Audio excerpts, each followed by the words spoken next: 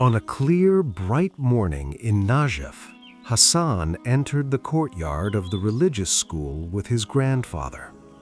In the middle of the courtyard stood a tall tree, and around it there was dryness and lack of water, as if it were waiting for water. Hassan saw a man in an elegant suit standing by the door, and near him there was a dignified sheikh with a white turban and a cane in his hand. Grandfather said quietly, "This is Sheikh Mohammed Hussein Kashif al-Ghita, and that man is an ambassador who has come to speak with him." Everyone sat in the shade on a reed mat. Water was brought for the guest. With a smile, the sheikh said, "Welcome. Today we do not want to speak with decorated words. Rather, we want to speak frankly. Frankness is like water for a tree. Without it, it withers." The ambassador, nodding his head, said, "I am ready. I want to hear the truth." Hassan took a small step forward. He liked to listen to the conversations of elders, but he remained quiet and polite. Sheikh Mohammed Hussein Kashif al-Ghita continued, "We, Your Excellency Ambassador, represent a great nation. Our hearts are weary because the many promises have neither watered our land nor made our poor people happy. Yet we have a common enemy, and that is poisonous ideas. Ideas that turn a human being into a machine without a heart. These ideas have also reached our pure city, Najaf. They have entered some minds because poverty, ignorance, and illness opened the door to them." The ambassador nodded as though this was new to him. He said, "We came years ago to help. We spent money and we lost men, and the graves of our soldiers bear witness to that." With a calm smile, the sheikh said, "Thanks are due for every good deed, but true giving is like rain. If it falls in the right place, it causes crops to grow, but if it falls into the sea, it neither waters a tree nor fills a stream. The main question is this: where does the money go? Who benefits from it?" Sheikh Mohammed Hussein Kashif al-Ghita pointed with his hand to the road between Karbala and Najaf and said, "Do you see that vast land? It is close to the Euphrates. If we dig channels there and install pumps, orchards will appear and people will return to work instead of unemployment. But now the stream has dried up, so the tree has weakened and the people have weakened with it." Grandfather took a deep breath and while looking at the stream said, "A stream without water is like a heart without justice." The ambassador looked around and then said, "But you yourselves wanted to run your own affairs. You took independence. So if development has lagged, the blame is on you, not on us. Even so, there has been progress. For example, the damage from floods has become less." Hassan approached the tree and touched its rough trunk. He saw how dry it had become. At that very moment, he heard the sheikh say, "Independence is not merely a word on paper. There must be bread on the table, justice in the scales, and water flowing in the stream. What benefit is there in diverting water away from the palace so that floods do not reach it, while the peasant's hut is flooded every year and his crops are lost? The farmer is the one who toils with his hands, and he is more deserving of security than anyone else." The sheikh was silent for a moment, then continued, "You say we have given a great deal of money. Very well. Has that money reached the school? Has it reached the library? Has it reached the teacher so that he may raise a generation that knows the truth and loves it? Knowledge is light, and if we extinguish the lamp, how will we find our way in the night?" The ambassador raised his eyebrows and said, "Then what do you propose for confronting these poisonous ideas?" Sheikh Mohammed Hussein Kashif al-Ghita replied firmly, Ideas cannot be treated with sticks and prisons.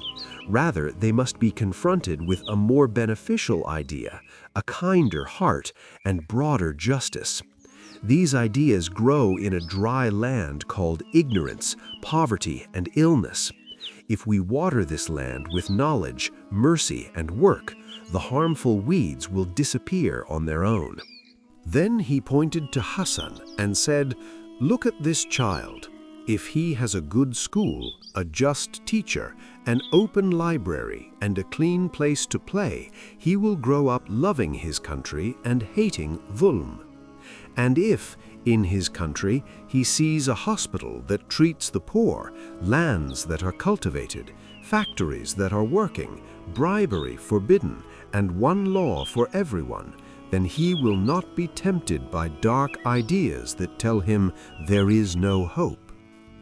The ambassador said in surprise, "You speak a great deal about justice." The sheikh replied, "Yes, justice is the water of the stream. Without it, the tree withers and its fruits break apart.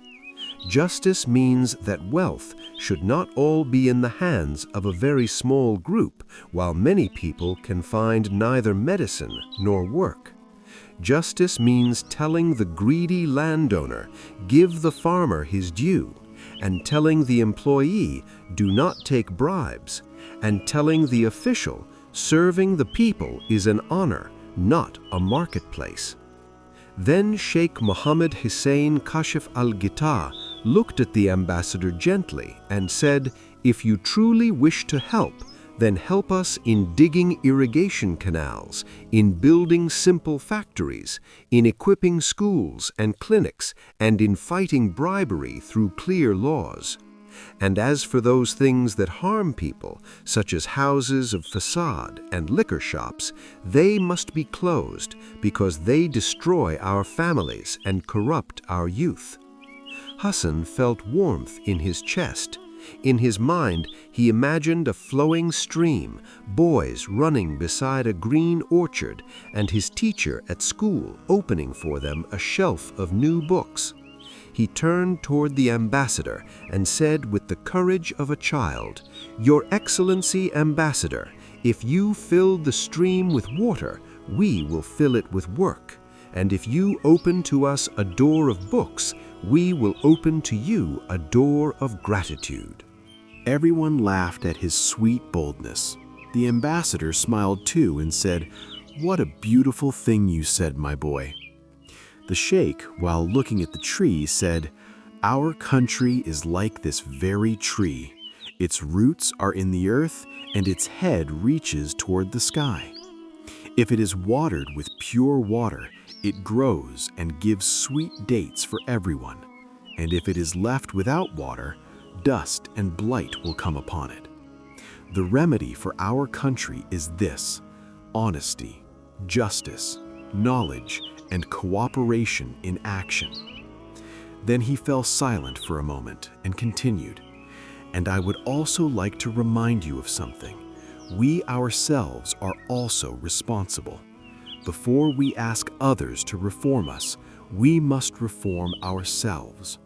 We must call to account the one who steals, honor the one who works, and teach our children to love goodness and to speak the truth." The ambassador lowered his head and fell into thought. Then he opened his bag, took out a notebook, and wrote, "Irrigation pumps between Karbala and Najaf, school libraries, support for teachers, laws to fight bribery, work projects for young people." Then he said, "I will take these ideas back with me to my country. I do not promise much, but I do promise that I will be honest and that I will strive for what benefits the people." The sheikh said with a smile, "Honesty is the beginning of the road." Grandfather asked for a bucket of water. Hassan picked it up carefully and poured it into the stream. They all saw a thin thread of water moving toward the trunk of the tree. Hassan's heart beat with joy. He said, "The stream is starting to move." The sheikh replied, "Goodness is like that too. It begins as a small thread, and if we cooperate, it becomes a river." The ambassador shook hands with the sheikh and left, but every few moments he looked back at the tree. Hassan kept looking at that faint little water glistening under the sun.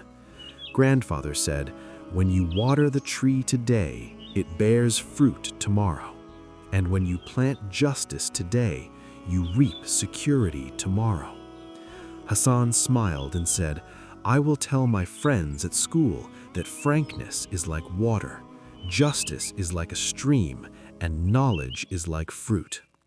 The sheikh placed a hand on his shoulder and said, "And add this, my son, courage is to speak the truth with kindness, and responsibility is to begin with yourself." And in the evening of that same day, Hassan wrote in his notebook, "We and the people of our land pledged together to water the tree of Najaf with knowledge, work, justice, and honesty.